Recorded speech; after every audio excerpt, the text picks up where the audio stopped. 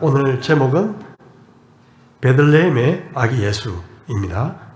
누가복음 2장 1절로 7절 한 절씩 봉독하시고 마지막 절 함께 읽도록 하겠습니다. 그때 가이사 아구소도가 영을 내려 천하로 다 호적하라 하였으니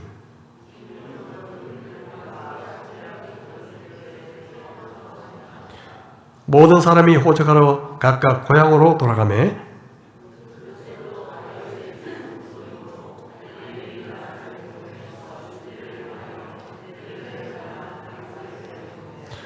그 약혼한 마리아와 함께 호적하러 올라가니 마리아가 이미 잉태하였더라. 같이 읽겠습니다. 첫 아들을 낳아 강보로 싸서 구유에 누였으니 이는 여관에 있을 곳이 없음이라. 아멘. 여러분, 주일에 반갑습니다. 예수님 오신 이 귀한 계절에 만나니까 더 반갑고 기쁜 마음입니다. 또 우리 경성대학교 학생들 장학금으로 받으러 오셨지만 오늘 이 자리에 예배에 함께 하게 됐습니다. 감사합니다. 잠깐 기도하시겠습니다. 우리 하나님, 이 기쁜 계절에 주 앞에서 예배하며 주의 말씀을 나누는 시간을 주셔서 감사합니다. 이 시간은 주께서 임재하셔서 우리의 감정과 생각을 뛰어넘은 초월의 하나님께서 이 시간 우리를 다스려 주시기를 원합니다. 만나시고 안아주시며 하나님을 알 수 있게 느낄 수 있게 역사하시기를 원합니다. 성령께 의탁하오며 예수님 이름으로 기도했습니다. 아멘. 오늘 그 주보에 우리 송필호 목사님께서 기가 막힌 전도서 1장 큐티를 해놓으셨습니다.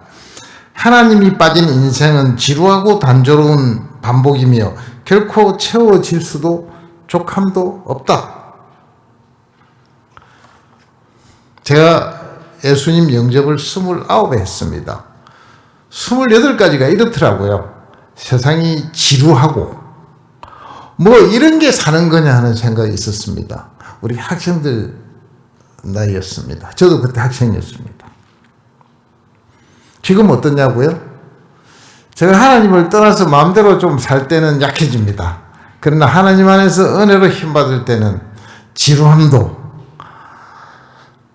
이상한 허망함도 다 사라지고 인생은 하나님 앞으로 영원으로 가는 귀하고 귀한 길이라고 마음에 감정으로도 들어오고 이성적으로도 새겨집니다.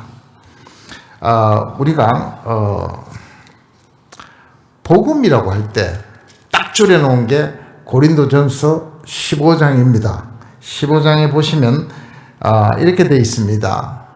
내가 받은 것을 먼저 너희에게 전하였노니 이는 성경대로 그리스도께서 우리 죄를 위하여 죽으시고 장사 지내신 바 되었다가 성경대로 다시 사흘 만에 살아났사. 이게 복음입니다. 이 전부입니다. 예수 그리스도께서 죽으시고 장사 지낸 바 되어, 장사 지냈다는 것은 죽은 것의 확인사살입니다. 무덤에 묻혔으면 사흘 동안 묻혔으니까 무슨 재주로 안 죽었겠습니까? 죽으셨어요. 확실히 죽으시고 다시 살아났습니다. 죽은 자가 다시 살아났다. 이게 복음이에요. 왜냐하면요, 이 안에는 크게 두 가지 중요한 요소가 들어있습니다. 뭐냐 하면요, 죽으려면은 그리스도께서 죽으셨어요. 죽으려면 그리스도가 사람이라야 됩니다. 100% 사람이라야 죽을 수 있습니다. 나무도 죽을 수도 없고 신은 죽을 수 있는 존재가 아니에요. 그래서 예수는 사람이다라는 얘기가 거기에 들어있습니다. 두 번째, 죽었다가 다시 사는 건 인간은 불가능합니다. 사람 중에 다시 태어난 사람, 다시 죽었다가 사는 사람은 없어요. 다시 사시는 존재는 하나님밖에 없습니다. 근데 죽고 사시고를 죽었다 다시 사는 존재는 모든 시간과 공간이 존재했던 인류의 역사 속에서 단 한 분, 예수 그리스도밖에 없습니다. 그럼 예수 그리스도는 누구냐 이거예요. 예수 그리스도는 사람 100%, 하나님 100%입니다. 가능합니까? 사람의 머리로는 불가능합니다. 사람의 머리로는 불가능합니다. 하나님이 오셔서 내가 사람이다 하면은 어떻게 믿겠어요? 사람이 내가 하나님이다 하면 어떻게 믿겠어요? 이것이 2000년 전 베들레헴 말 구유에 누이신 아기 예수 사건입니다. 2000년 전에 예수 그리스도께서 이 땅에 오셨을 때 아무도 예수를 하나님의 아들이라고 생각 안 했어요. 나사렛에서 목수 아들로 태어났고 그 동네 살았던 사람들이 나중에 예수님이 하나님이다 이러니까 목수 아들이다 이거예요. 안 믿었습니다. 복음이 왜 써여졌을까요? 우리가 읽는 복음을 왜 써여졌느냐 하면은 예수가 하나님의 아들인데 죽으셨다가 다시 사셨다라고 하는 이 사실을 믿으라는 거예요. 뭐 때문에? 우리 죄를 위하여. 이것이 복음의 전부입니다. 그래서 복음을 써놨습니다. 지금 써놨고 우리가 오늘 읽은 누가복음은 읽은 부분은 간단합니다. 예수께서 지금부터 약 2000여 년 전에 베들레헴에서 태어났고 여관을 못 찾아서 말 구유에 누이셨다. 오늘 찬양도 그랬습니다. 그래서 이스라엘 사람들은요, 그 당시에 못 믿을 뿐만 아니라 아무도 못 믿는 사건이었고, 이스라엘 사람은 특히 못 믿은 것은 이스라엘 사람들은 로마의 폭정 지배하에 있었고, 그래서 그들은 농사 짓거나 장사했거나 돈 버는 것을 세금으로 거의 다 바치던 시절입니다. 로마의 폭정에서 그리고 굶주렸습니다. 굉장히 많이 굶주렸어요. 이스라엘 백성들이. 이스라엘 백성들이 굶주렸기 때문에 이 굶주린 백성들이 벗어나고 싶었던 사건이 기아에서 벗어나고 로마에서 벗어나고 싶었습니다. 이스라엘 역사를 통해서 이스라엘은 메시아를 기다리고 있었는데, 왜냐하면 구약에 메시아가 온다고 그랬지 다른 말을 안 했습니다. 메시아가 온다고 그러니까 메시아가 오면은 강자로, 권력자로, 장군으로 오시고 먹을 것을 공급해 주시리라고 생각을 했습니다. 예수 그리스도는 어린아이로 오셨고 마지막에 기대를 하고 예루살렘에 입장했을 때에 이스라엘 백성들은 환호했습니다. 호산나 어서 오시옵소서. 우리를 구원하소서, 우리를 도우소서 뜻입니다. 호산나가. 근데 며칠 뒤에 로마 병정에게 턱없이 맥없이 잡혀서 십자가에 달리게 됐습니다. 믿을 수가 없었어요. 그 이스라엘 백성은 지금도 예수를 안 믿습니다. 그들이 바랐던 예수가 아닙니다. 메시아가 아닙니다. 그래서 이스라엘은 예수를 믿지 않습니다. 그 복음서는, 그때 일어났던 사건은 성경이 되어서 신약 27권으로 구약 39권으로 우리 앞에 와 있습니다. 심지어는 나중에 12사도 중에 사도로 부르심을 받았던 나다나엘이라는 제자가 있었습니다. 그 사람한테 빌립이 저분이 하나님의 아들이다 그러니까 나사렛에서 무슨 선한 것이 나오겠느냐 하면서 안 믿을 정도였습니다. 자, 이렇게 믿기 어려운 복음을 우리가 지금 믿고 이 자리에 혹은 믿을 수도 있는 상황 속에서 우리가 함께 이야기를 나누고 이 이야기의 내용을 이야기를 합니다. 아까 말씀드린 대로 예수를 안 믿어도 아무렇지도 않은 인생이라면 예수 믿을 필요 없습니다. 저는 죽을 것 같았었어요. 아무리 열심히 생각해도 이 인생을 왜 사는지 알 수가 없었어요. 지금은 살 이유가 너무 똑똑해가지고 너무 뚜렷합니다.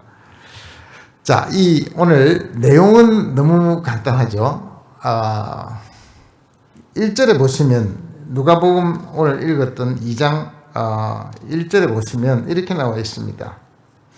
그때에 가이사 아구스토와 영을 내려 천하로 다 호적하라 하였으니, 가이사는 여러분이 알고 있는 시저라는 단어의 다른 표현입니다. 시저입니다. 로마 황제를 가이사라고 합니다.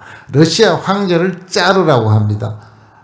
중국 황제를 황제라고 합니다. 우리나라 왕은 왕입니다. 이런 식입니다. 자, 가이사, 시저, 로마의 황제, 아구스도라고 하는 발음은 우리 영어로 좀 가깝게 이야기하면 오거스트입니다. 8월달이라고 하는 오거스트예요. 그걸 그리크로 가면 아구스도로 합니다. 아구스도가 영을 내려. 이 아구스도는 우리가 옥타비아누스, 안토니우스 싸움에서 이긴 옥타비아누스가 로마 원로원의 인정을 받아서 BC 27년부터 AD 14년까지 무려 41년간 황제를 하신 분입니다. 아구스토가 영을 내려. 그러니까 예수님 살아계실 때 이분이 탄생 전후에 계셨던 분입니다. 영을 내려 이 로마의 황제는 지금으로 치면은 바이든 대통령, 푸틴 대통령, 시진핑 세 사람을 합친 권력입니다. 입에서 말이 나왔다면 실천되도록 돼 있었던 최고의 권력자입니다. 로마는 제국이 약 1000년이 계속된 나라였죠. 영을 내려 끝났습니다. 해 하면 하는 거였어요. 영이라는 것은 크리드라가 칙령입니다. 황제가 말을 하면 칙령으로 바뀌어서 천하로 다 호적하라 하였으니, 천하라는 것은 로마가 다스리던 모든 식민지를 포함합니다. 이곳에는 유대 땅이 포함되어 있었습니다. 호적하라. 호적은 본적지에 가서 이름을 올리고 인구 조사를 해라. 인구 센서스입니다. 센서스를 해라. 등록해라. 하니까 이 호적은 구레네오가 수리아 총독이 되었을 때에, 수리아는 지금 지금의 이스라엘을 포함하는 바로 위의 지방이죠. 수리아 총독이 되었을 때, 다스렸을 때에 구레네오라고 하는 이름을 가진 사람이 그 지방을 다스릴 때에 처음 했다고 해도 되고 그때 했다도 해도 됩니다. 이 호적은 로마에서 칙령이 내려오면 점령기에, 우리나라로 치면 일본이 우리나라 점령했을 때처럼 우리나라 와 있던 일본 총독이 괴롭히는 겁니다. 인구 센서스를 했는데 각각 흩어져 있던 모든 사람이 자기 고향에 돌아가서 이름을 올려랍니다. 그러니까 모든 사람이 호적하러 각각 고향으로 돌아가매 사절 해보세요. 요셉도 다윗의 집 족속이므로 요셉은 마리아의 정혼한 남편입니다. 좀 이따 결혼해서 부부가 되는 정혼한 남편. 정혼한 가운데에 마리아가 임신을 했죠. 우리가 누가복음에 보면 1장에 보면 마리아의 임신이 나오는데, 마리아의 임신은 인류 최초이자 전무후무한 임신이었습니다. 성령께서 임신을 하게 하셨습니다. 요셉도 다윗의 집 족속이므로 다윗의 후손입니다. 다윗은 우리가 잘 아는 유대 지파의 왕이죠. 집 족속이므로 갈릴리 나사렛 동네에서 유대를 향하여 베들레헴이라 하는 다윗의 동네로, 베들레헴이라 하는 곳이 호적하러 가는 최초의 유대 땅 본적지인가 봅니다. 그래서 베들레헴이라 하는 다윗의 동네로 가게 됐습니다. 갈릴리와 베들레헴은 얼마만큼 떨어졌느냐 하면은 지도상의 직선 거리를 재면 약 한 170km 좀 떨어져 있습니다. 걷거나 나오기를 타거나 가면은 약 한 230km가 된다고 합니다. 꽤 먼 거리입니다. 230km면은 지금 부산서 가자면은 추풍령을 좀 넘어가야 됩니다. 그러니까 서울 부산의 반을 넘어서 가는 거리 꽤 멉니다. 230km의 거리를 가게 됐는데, 그때에 약혼한 마리아와 함께 호적하러 올라가니 마리아가 이미 잉태하였더라. 이 떠나는 달이, 호적하는 달이 하필이면은 해산하는 시기입니다. 그러니까 230km를 가면은 나귀를 타더라도 나귀가 그 당시에 한 30km는 갈 수 있었다고 합니다. 지금 230km면 한나절이면 가시겠죠. 한 열흘 넘어 걸려서 간 걸로 추정이 됩니다. 가자마자 해산일이 되어서 해산하게 되었습니다. 6절. 거기 있을 그때 해산할 날이 차서, 갔다고 바로 되는 게 아니고, 이제 호적하려면 사람이 너무 많으니까 줄도 서고 호텔이나 여관에 며칠 묵으면서 있으면서 그곳을 지내게 되는 도중에 해산이 왔습니다. 해산할 날이 차서 7절 첫 아들을 낳아 강보로 싸서 구유에 누였으니 강보는 아기가 낳으면 싸는 그 보입니다. 천입니다. 첫 아들을 낳아 나중에 첫 아들이라고 한 것은 마리아가 예수님 동생 아들을 그리고 여동생도 있습니다. 그러니까 마리아가 상당히 지금으로 하면 다산한 어머니세요. 예수님 동생 중에 우리 성경 가운데 야고보서를 쓰는 야고보도 있습니다. 아들이 4명입니다. 예수님 동생, 그러니까 오남입니다. 오남. 예수님께서는요. 첫 아들을 낳아 강보로 싸서 구유에 누였으니, 구유는 뭐냐면은 먹이통입니다. 혹시 시골에 가시면 소나 말을 먹일 때 이런 통을 만들어서 집 같은 먹이를 넣고 주는 통이 있습니다. 그게 구유입니다. 어린아이니까 그게 들어갈 만한 사이즈가 된다고 합니다. 구유에 누였으니 이는 여관에 있을 곳이 없음이로라. 호적을 하니까 굉장히 붐비는 시간이었습니다. 자, 이것이 오늘의 사건입니다. 제가 복음서는 뭐 하는 거냐 하면 마태, 마가, 누가, 요한복음이 복음서는 우리에게 예수님의 하느님의 아들이고 또 인간 100%시고 우리 죄 때문에 죽으시고 다시 사셨다라는 것을 우리에게 전하는 글인데 오늘 지금 이걸 읽어가지고 뭐라고 했는지 무슨 말을 하려고 하는지 잘 모르겠어요. 아기가 태어난 것이 우리가 예수님이 어떻게 죽었고 하는 이야기가 안 나옵니다. 그래서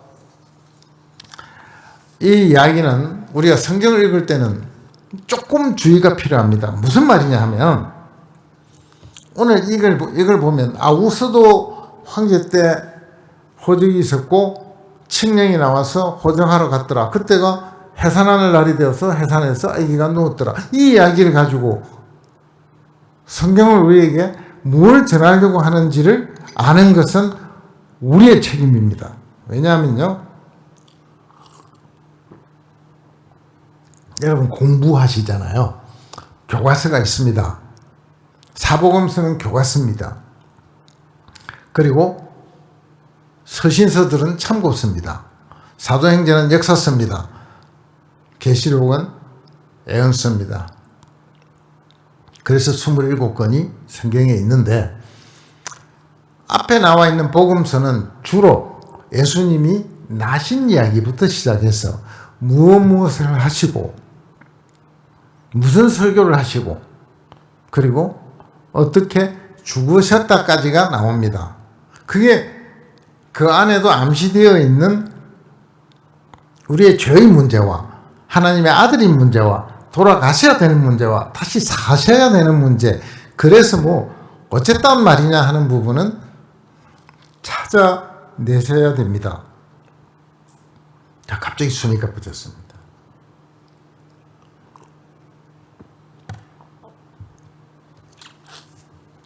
저는 서두에 예수 없는 인생, 매우 지리하고 답답함을 그렇게 살지 말자고, 그것 때문에 그런 사람들이 말을 다 안 합니다.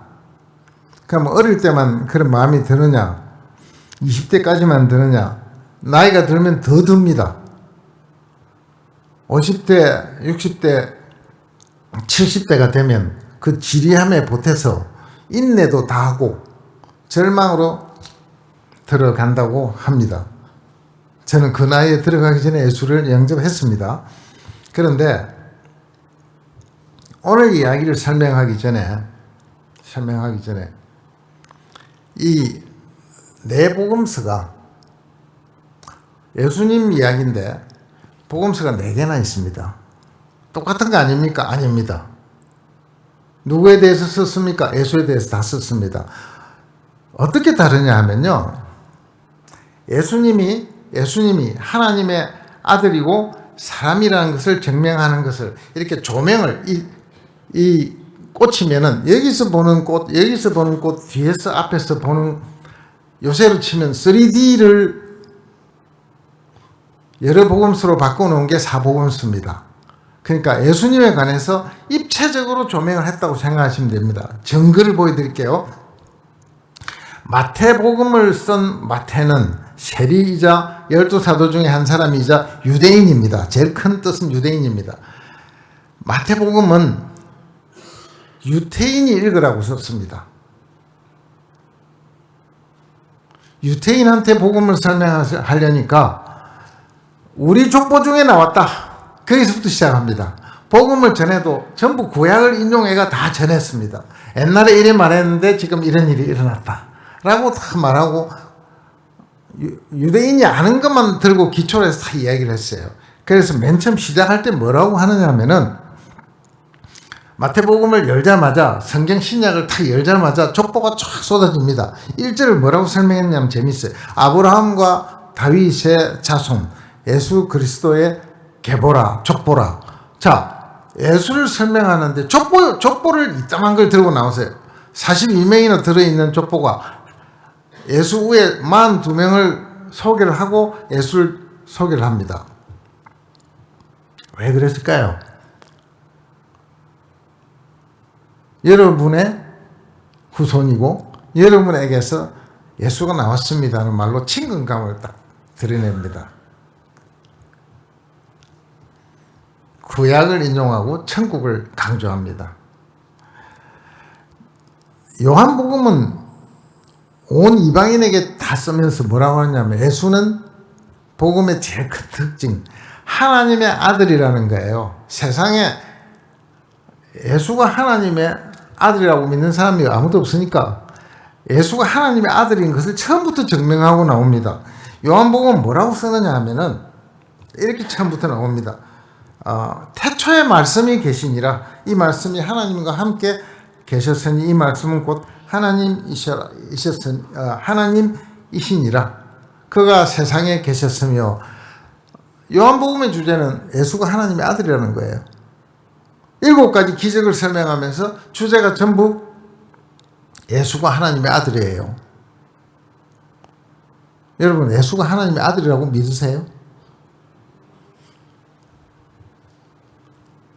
하나님의 아들이심을 믿는 것이 우리의 믿음의 시작입니다. 그래서 이렇게 누가복음은요. 누가라고 하는 사람은 루카라고 번역. 이런 이 저자는 누구냐 하면요. 이방인입니다. 전해지는 바에 의하면 증거는 없지만 그러니까 빌립보 사람이 아닌가 이렇게 생각을 하기도 합니다. 그런데 누가복음은 유대인이 아니니까 누가복음은 보통 사람의 하나님을 유대 족속이 아닌 눈으로 세상을 바라보는 눈으로 예수를 소개를 합니다. 누가는 사도행전을 썼기 때문에 역사가입니다. 역사가 있는 대로 오늘 말씀처럼 누가 언제 어떻게 어디서 무슨 일이 있었다라고만 딱 보고를 합니다. 오늘 보세요. 아우구스트 때 호적을 해서 여행을 하게 만들어서 장소는 베들레헴에 가서 아기를 낳았다. 여기까지만 딱 써놨어요. 아주 냉정하게 써놨습니다. 그래서 왜 이런 긴 이야기를 제가 드리느냐 하면은 이걸 염두에 두고 누가복음을 해석하지 않으면은 아기가 낳았구나 까지입니다. 오늘 이야기가.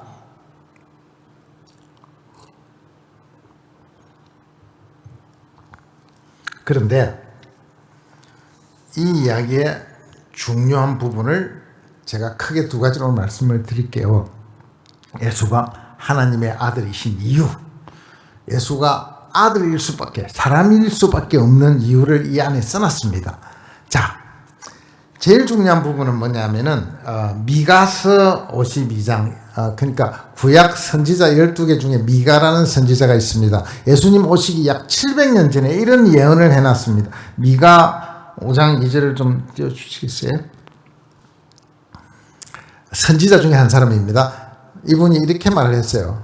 베들레헴 에브라다야, 베들레헴아, 이렇게 들으세요. 너는 유다 족속 중에 작을지라도 이스라엘을 다스릴 자가 내게서 내게로 나올 것이라. 그의 근본은 상고의 영혼에 있느니라. 딴 거 다 빼고 무슨 말이냐면은 다스릴 자가, 이스라엘을 다스릴 자가 베들레헴에서 나온다는 뜻입니다. 베들레헴에서. 그러니까 700년 전에 예수를 어디서 태어나게 하려고 하나님은 작정을 하신 거냐면은 베들레헴에서, 그게 말구유든 궁전이든 어디선가 베들레헴 땅 안에서 이스라엘 다스릴 예수가 난다라고 예언을 해버렸습니다. 이스라엘 사람들이 이것을 믿고 있었고 이 일을 예언한 대로 하나님이 이뤘습니다. 왜 그러냐면요, 성경에는 예언이 많이 나옵니다. 그런데 어떤 일이 발생했을 때 이게 하나님이 했는지 우연히 일어났는지 자연 발생인지 내가 했는지 우리는 알 길이 없지 않습니까? 그런데 하나님께서 700년 전에 거기서 예수가 태어난다고 해버렸어요. 그럼 예수가 나오면 우연입니까? 하나님이 태어나게 했다라고 하는 하나님의 능력에 의해서 하나님의 힘으로 됐다라고 인정할 수밖에 없습니다. 이 예수에 태어나는 것은 제가 창세기 3장에서는 벌써 여자의 후손이 뱀의 머리를 칠 것이라고 했고 가죽옷을 지어 입히시면서 장차 예수가 죽어서 너희를 구원할 거라는 예언을 이미 한 것에 조금 더 구체적인 예언은 뭐냐 하면은 예수가 베들레헴에서 난다는 겁니다. 그래서 오늘 사건은 가이사도가, 로마의 황제가 칙령을 내린 것도 칙령을 내린 틈을 타서 하나님이 예수를 베들레헴으로 보낸 게 아니고 베들레헴에 예수가 태어나게 하려고 그 시간에, 하나님이 예정한 시간에 로마 황제에게 칙령을 내릴 수 있는 상황과 정치적 결심을 하게 했고 그리고 총독이 했다라고 보아진단 말이에요. 그래서 이것을 뭐라고 이야기를 하느냐 하면은 하나님께서 시간과 공간의 주인이시다. 시간도 마음대로 하실 수가 있고 그 공간도 하나님 마음대로 하실 수가 있고 그 안에 일어나는 모든 일들도 하나님께서 원하시면 다 하신다는 것이 오늘 메시지 중에 하나입니다. 예수님은 우리가 BC라고 하지만은 BC 6년경에 태어났다고 보는 것이 역사적인 문헌과 성경의 문헌이 일치하는 곳입니다. 왜 그러냐면 예수님 태어난 지 2년쯤 있다가 헤롯 대왕이 돌아가셨거든요. 헤롯이 BC 4년에 돌아가셨습니다. 그러니까 BC 4년보다는 전이에요. 그리고 요세푸스라는 사람이 역사책을 로마사를 썼는데 거기 보면은 BC 8년경이 호구조사입니다. 인구 센서스입니다. 인구조사를 한번 하면은 그 당시에는 지금처럼 인터넷이 아니라서 한 2년 걸린대요. 그래서 그 막판에 한 6년이 아닌가라고 짐작을 합니다. 성경에 써놓은 것을 구체적으로 다 증명할 길은 없더라도 이런 역사적인 사건이 있었기 때문에 우리가 추정을 하게 됩니다. 그래서 예수는 시간과 공간, 역사의 주인이시다. 예수님의 탄생은 오늘 보니까 기록된 걸 보니까 역사적인 사실일 수밖에 없다. 따라서 무슨 결론이냐면 예수님은 이 땅에 태어난 분입니다. BC 6년입니다. 혹은 5년일 수도 있습니다. 아우구스도 황제 때 태어났습니다. 구레네가 수리아 지방의 총독으로 있을 때 태어났습니다. 역사적으로 예수가 안 태어났다거나 예수는 사람의 아들이 아니라거나 하는 증거를 없애는 일에 오늘 이야기는 말구유에 누였고 마리아가 호적을 하러 올라갔고 아구스도 시대라는 것을 성경은 누가복음은 찬찬히 우리에게 알려줘서 하나님이 하나님의 아들을 보내는 일에 이렇게 보내셨구나 하는 것을 짐작할 수 있게 해 주셨습니다. 우리 예수님의 탄생은요, 또 다른 예언에 의하면 이사야서 7장 14절에 보면요, 이런 예언이 있습니다. 이사야 선지자를 통해서 그러므로 주께서 친히 징조를 내게 주실 것이라. 보라, 처녀가 잉태하여 아들을 낳을 것이요 그의 이름은 임마누엘이라 하리라. 마리아가 남편 없이 임신했습니다. 정혼한 상태에서는 서로 함께 잘 수가 없습니다. 유대법에 의해서. 그래서 마리아는 처녀 잉태자로서 예수를 낳게 됩니다. 자, 그 다음에 여기서 중요한 부분은, 또 하나 중요한 부분은 역사상 일어난 일일 뿐만 아니라 마리아는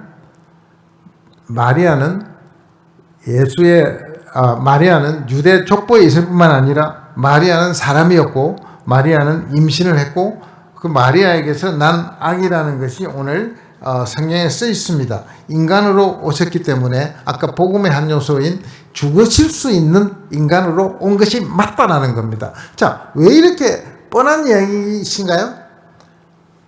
기독교가 생기자마자 기독교를 공격하는 이단들이 생겼습니다. 그 중에 가장 큰 것이 예수는 사람이 아닌 겁니다. 사람의 형체를 한 어떤 생물체 위에 하나님께서 영만 들어와서 부리다가 나중에 죽이고 건져서 갔다, 이런 식으로 이단을 만들었습니다. 그러니까 예수는 인간이 아니다가 첫 번째 이단입니다. 여기서 정확하게 누가는 뭐라고 하냐면 예수는 인간이답니다. 100%입니다. 아기로 오셨고 말구유에 누있고 마리아가 낳았다라고 선언하고 계십니다. 이것이 큽니다. 두 번째는 크게 못지않게 예수는 하나님이 아니답니다. 그래서 살았다가 죽었다예요. 그러니까 따라서 부활이 없는 겁니다. 부활이 없거나 예수가 인간이 아니거나 이 둘 중 하나만 치면은 기독교가 없어지니까 이 두 가지가 가장 맹렬한 이단의 근거입니다. 근데 오늘 누가는 잠잠히 가이사 아구스도 때에 호적의 영이 내렸고 마리아가 베들레헴에 가서 아기를 낳았더라. 그 두 가지를 다 불식시킵니다.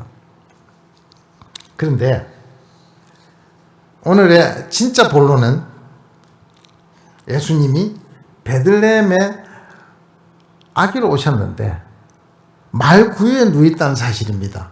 말구유에 누웠습니다. 예수님 오신 이 크리스마스 계절에, 탄생 계절에 말구유가 이쁘게 사진으로도 장식되고 연극으로 나오지, 말구유는 냄새나고 불결하고 더러운 곳입니다.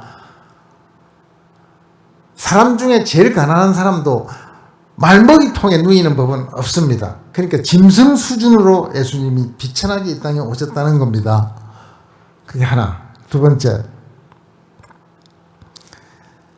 그 당시에는 처녀가 잉태하면 돌이 날라오는 시절이었습니다. 아마도 요셉이 혼자서 호적하러 오지 못하고 아내를 굳이 데리고 온 게, 아내는 호적이 필요 없습니다. 본래 남편 혼자 와도 되는 데인데 굳이 데리고 온 이유가 아내 보호 차원으로 해석하시는 분이 많습니다. 만약에 나사렛에 그대로 뒀다가 거기서 좀 있으면 아기를 낳을 텐데 처녀가 아기를 낳았다면은 애들을 가만히 놔두겠느냐 하는 겁니다. 남편의 배려가 아닌가라고 생각하시는 분들이 많습니다. 이 험한 길을 왜 왔느냐고 묻는다면. 그래서 이 그러니까 돌이 날라올 만큼 위험을 무릅쓰고 마리아가 아기를 낳습니다. 말구유에 낳습니다. 예수님 당사자로 보면, 당신으로 보면 천하의 우주의 창조자고 세계의 주인이고 모든 권력과 권한을 다 가진 분이 가장 무능한, 자기 입으로는 무엇도 할 수 없는 아기로 탄생을 하셨습니다. 이 세 가지입니다. 좀 있으면, 오늘 설교 내용은 아니지만 바로 그 다음 구절은, 이 기쁜 소식은 로마 황제에게 보고되지 않고 구레네 총독에게 보고되지 않고 그 당시 가장 천한 계급으로 있었던 한밤중에 짐승을 돌보는 목동들에게 천사가 전합니다. 그러니까 예수님은 태어나실 때에 고귀한 것이라고 해서는 하나도 없는 가장 비천한, 가장 힘이 없는, 가장 무능한, 아무 능력도 없이 빛도 없이 태어났습니다. 이 부분입니다. 왜 그랬을까요? 모든 영광과 모든 능력을 예수님은 이 땅에 오실 때에 하늘에 두고 오셨다고 성경은 얘기를 합니다. 빌립보서 2장 6절부터 8절입니다.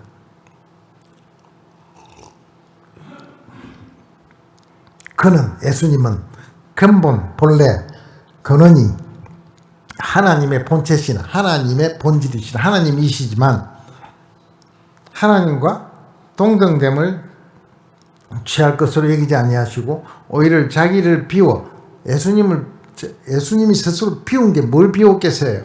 예수님의 능력과 영광과 모든 왕관을 비웠다. 영어로 하면 empty 했다고 그럽니다.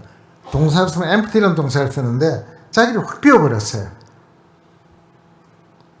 종의 형체를 가지사 사람들과 같이 되셨고, 종의 형체를 가지사 사람들과 같이 되셨고, 그러니까 8절에 보시면 이것을 사람의 모양으로 나타나셨는데 자기를 낮추시고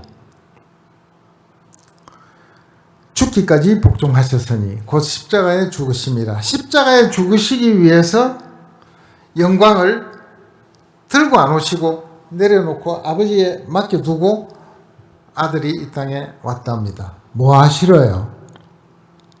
십자가에 죽으시는데, 십자가에 왜 죽으시느냐 하면은 우리 죄를 사하시고 우리를 천국에 입장시키기 위해서입니다. 자, 이 부분 조금 어려우니까 설명을 들으시기 바랍니다. 우선에 그렇게 비천하게 아무것도 없이 오신 것이, 아주 쉽게 말해 볼게요. 왜 그렇게 오셨어요? 그게 무슨 조건입니까? 물었을 때 예수님이 오신 목적 때문에 그렇습니다. 우리를 천국으로 들이셔야 되는데, 만약에 로마를 무찌를 수 있는 장군으로 오셨거나 동시에 어마어마한 부를 들고 오셔가지고 다 나눌 수 있는 부자로 오셨다면은 사람들이 예수를 어떻게 대접했을까요? 예수님한테 대한 기대가 뭐였을까요? 주세요입니다. 예수님의 오병이어의 기적으로서 아무것도 먹을 것이 없는 벌판에서 예수님 설교를 들으러 온 사람들에게 오병이어, 그러니까 빵 5개하고 물고기 2마리를 가지고 2,000명을 먹입니다. 어른만 2,000명. 그러니까 한 4,000명이 넘는 사람을 먹이는데, 이 사람들의 무슨 심정이었냐 하면은, 그 당시에 제가 굶주렸다고 그랬습니다. 먹을 것이 없는 백성들에게 예수님이 떡을 떼서 다 나눠줬습니다. 생선 반찬까지 다 줬습니다. 그러니까 그 마음 안에 됐답니다.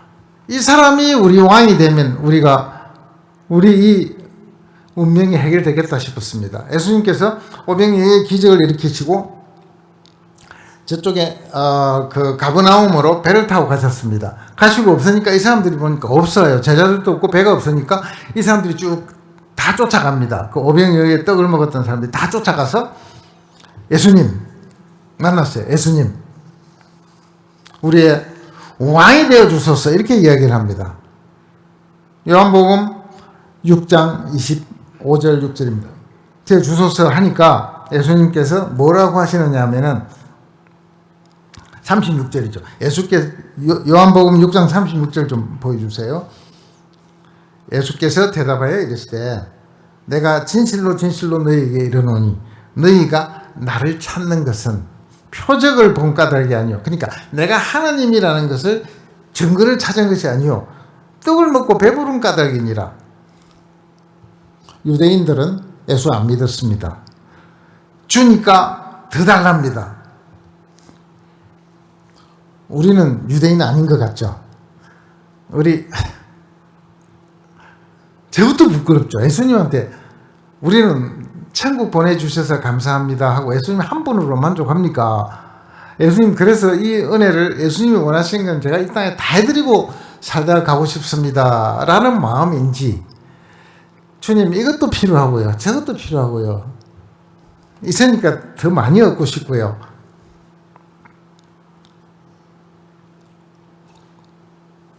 우리한테 주님은 누굴까요? 주는 사람일까요? 하나님일까요? 예수가 진짜 하나님으로 생각하시는지, 예수 믿으면 돈도 주시고 성적도 A 받고 좋은 직장도 가고 하는 그런 능력자인가요? 유대인들이 뭐라고 했느냐면은 왕 삼겠다 그랬어요. 이 정도면 왕감입니다. 자, 여러분들한테 앞으로 편하게 잘 살고 해줄 것이고, 한번 여쭤볼게요.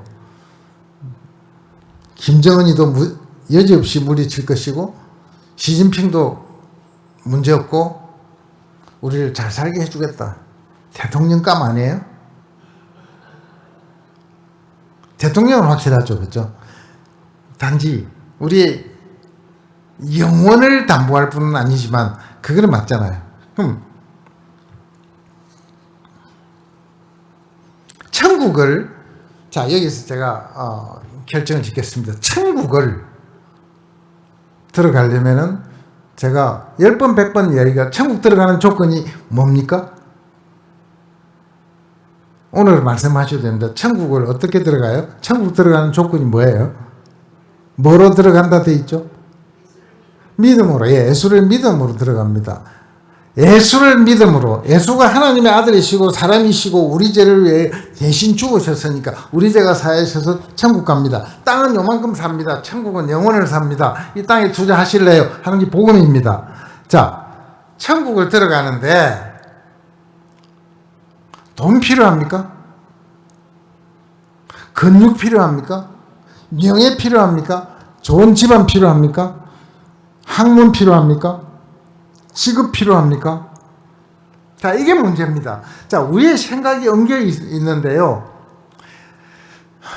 옛날에 굉장히 오래전에 목사님이 농담으로 하신 말이 있습니다. 제가 다니던 교회에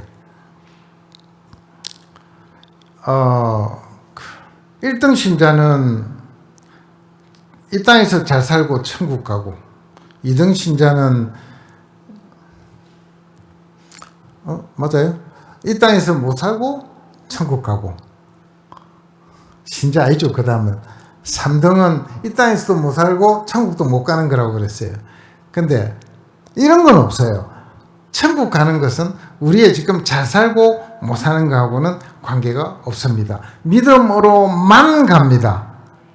자, 이 부분이 오늘 중요합니다. 마지막 부분인데요.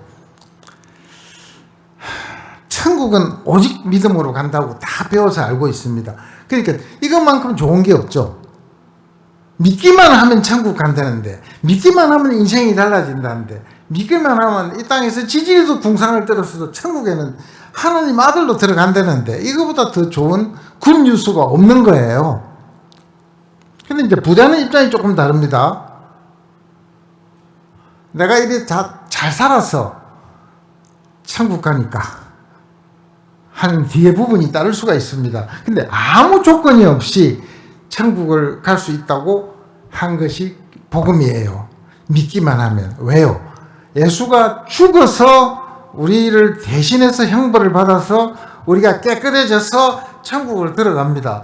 기독교에서는 이 땅의 삶이 영원하지 않다라고 이야기를 합니다. 그러면 이만큼 왜 강조를 하느냐면은, 성경에 보면 부자가 천국 들어가는 것이 어렵다는 이야기가 굉장히 많이 있습니다. 부자 청년이 찾아와서 예수님께 천국 들어가면 어떻게 합니까? 율법을 지켜라. 다 지켰는데요.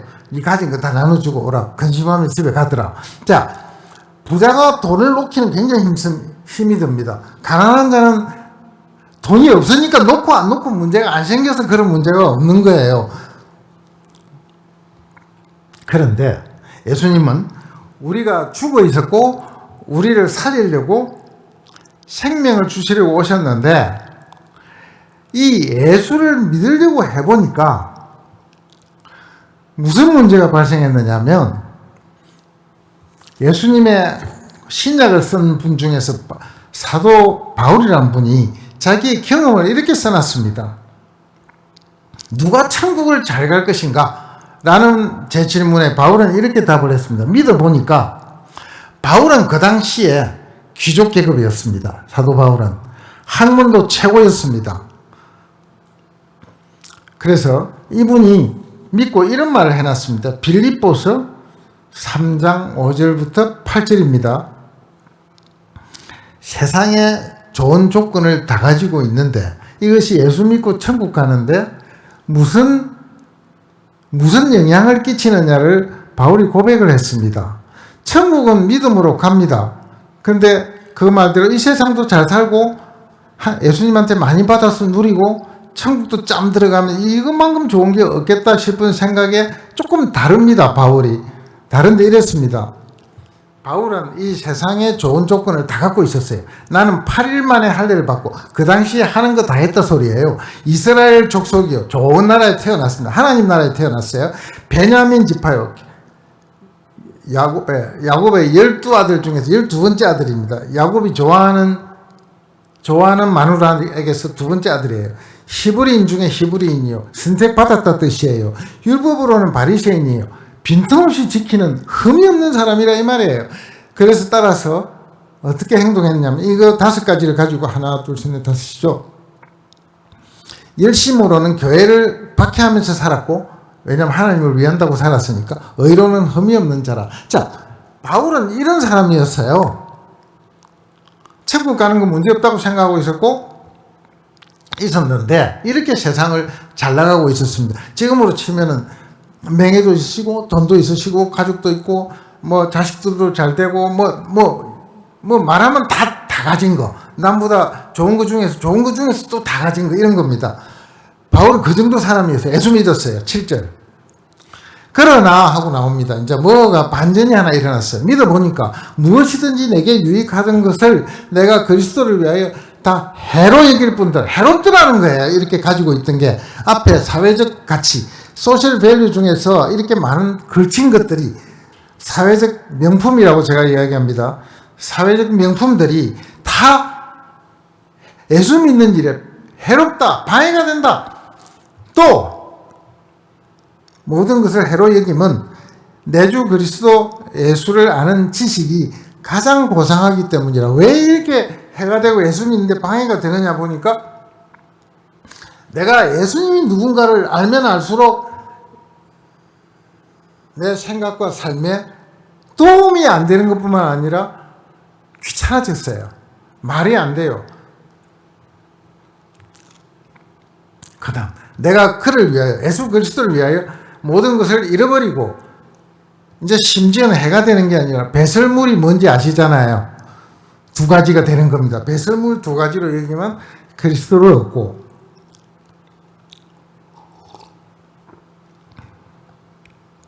자 결론을 한번 해볼게요.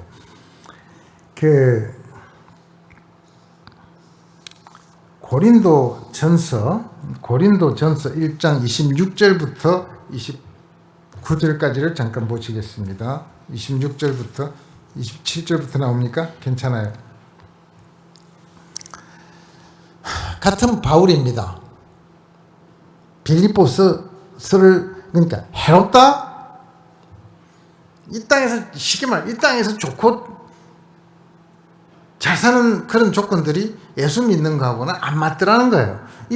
바로 이분이 또 뭐라고 했냐면 그러나 하나님께서 세상의 미련한 것들을 택하사 지혜 있는 자들을 부끄럽게 하려 하시고 세상의 약한 것들을 택하사 강한 것들을 부끄럽게 하려 하시며 하나님께서 세상의 천한 것들과 멸시받는 것들과 없는 것들을 택하사 있는 것들을 폐하려 하시나니 이는 아무 육체도 하나님 앞에서 자랑하지 못하게 하려 함이라.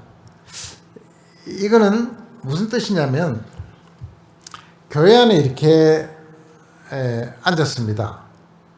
교회 안에 앉아 있는 사람을 보니까 이 중에 미련하고 약하고 천하고 멸시받고 없는 것들로 분류가 됐단 말이에요. 그러니까 이 사람들은 천하고 미련하고 약하고 돈도 없고 뭐 어떻게 볼품이 별로 없는 사람을 교회에다가 다 불러놨습니다. 고린도 교회에. 그러니까 바울이 하나님 왜 그러셨어요? 이러니까 아무도 하나님 앞에서 자랑을 하지 못해. 무슨 말이냐면 천국에 누가 들어가겠어요? 이 교회와 계신 분들이 나중에 천국 갈 거 아니에요. 천국 가서 얼굴 보면 다 이제 아는 얼굴이에요. 결국 누가 오겠어요? 세상에서 별 아닌 사람들이 왔더라는 이야기를 바울이 지금 합니다. 그런데 오늘 예수님이 이렇게 오신 거하고 무슨 관계가 있느냐면요. 예수님이 글치고 오고 왕관 쓰고 오고 그거에 갖고 싶어가지고 우리가 예수님이 죽으셔서 우리에게 주려고 하는 것은 생명 하나입니다. 생명. 죄가 없어지고 죽었던 사람이 다시 살아나는 거 이거 말고는 딴 걸 거머쥐면 천국 못 간다는 얘기예요. 우리의 주의를 뺏지 않기 위해서 바울은 이 땅에서 너무 가지지 마라 쪽입니다. 너무 많이 가지고 지탱할 힘이 없어서 그래요. 가진 게 나쁘다는 소리는 아닙니다. 가진 자가 천국 못 간다는 게 아니라 조건이 아니다 이거예요. 이거 이해하시겠습니까? 가진 것이 나쁘다도 아니고 못 가진 것이 나쁘다도 아닌데 어떤 의미에서는 중립적이지만 가지건 안 가지건 뭘로 천국 갑니까? 믿음으로 갑니다. 맞죠? 믿음으로 들어가는데 가지도 천국 가고 못 가지도 천국 갑니다. 그러면 이왕 가지지요라고 말을 하고 싶잖아요. 그 문제는 바울이 가져보니까 천국 가는 일에 엄청 방해가 되더라는 거예요. 여러분들 중에 믿음의 연륜이 계시다면 혹시 긴 세월 속에서 조금 편한 세월과 조금 어려운 세월을 비교하면 언제 예수님이 안에서 커지던가요? 하는 문제하고 관계가 있습니다. 또 더 쉬운 말로 하면 언제 기도에 그렇게 열정이 나던가요? 라는 문제하고 관계가 좀 있습니다. 시간은 정해놓고 기도는 할 수 있으나 그 기도에 들어가는 열정과 간절함과 목마름은 다릅니다. 다를 수밖에 없습니다. 그러니까 바울은 조금 극단적으로 표현했지만은 해로 여길 뿐 아니라 냄새가 난다는 거예요. 가진 것들이 어떤 면에서 냄새가 나느냐. 예수 그리스도를 알고 보니까 너무 좋아서. 그래서 판단은 우리 개인이 해야 됩니다. 과연 재물이 뭐냐라는 것은 바울은 그래서 우리의 삶을 뭘로 표시를 하고 있느냐 하면은 우리의 삶이 예수 그리스도가 우리 안에 가득 차서 예수 그리스도에 대한 관심이 우리의 전 가치와 우리의 시간과 모든 것을 차지하기를 원하세요. 뭐하게요? 예수 그리스도는 하나님은 뭐라고 하시냐면 나는 질투하는 하나님이라 그랬어요. 우리 마음이 딴 데 쳐다보는 걸 원치 아니하세요.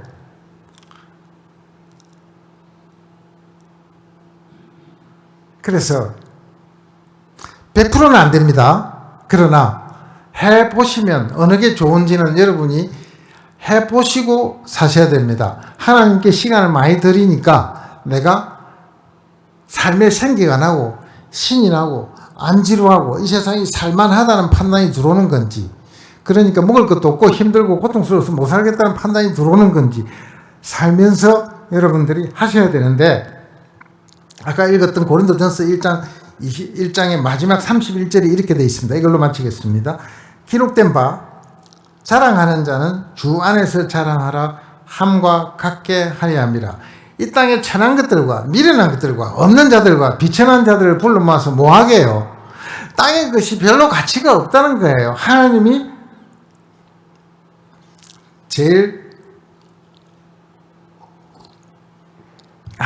제일 소중해서, 예수님이 너무 귀해서 이분이 원하는 것을 생각하게 하고 기도하게 하고 나가서 일하게 하고 하게끔 해라 라는 것이 성경입니다. 오늘따라 제가 목이 말라서 그런 거예요. 이상해. 목이 왜 이렇게 마른지 모르겠어요. 그래서 예수가 이 땅에 아기 예수로 말 구유에 처녀가 잉태해서 나온 제일 천한 자에게 전해진 그 소식을 왜 성경에 낱낱이 기록했는가? 우리가 예수의 죽으심 그 하나만 보고 이 땅에서 믿음으로 천국 가는 것이다 라는 것을 성경은 크리스마스에 이야기를 하고 있습니다. 살아보시기 바랍니다. 잘 못 사시고 지루하고 딱딱하고 인생이 허무해지고 난리가 나면은 성경으로 돌아오시기 바랍니다. 성경을 읽으시기 바랍니다. 잘 안 되는데요 하면 저한테 전화하시기 바랍니다. 제가 가서 함께 이야기해 드릴 용의가 있습니다. 다시 한번 오늘 강의를 틀 겁니다. 내가 생탄입니다. 저번 주 찬양은 엎드려 절해라고 하셨습니다. 과연 절해라고 할 만한 분이 이 땅에 오셨습니다. 그분 아니면 절망입니다. 지루합니다. 못 살 것 같습니다. 이제 이만큼 와서 예수가 없다면 어디로 가요? 어디로 갈까요? 젊었다면 뭐 하실 거예요? 저는 감히 그렇게 오늘 도전하고 오늘 설교를 마치겠습니다. 각자 기도하시고 기도 제가 맺겠습니다. 기도하시겠습니다.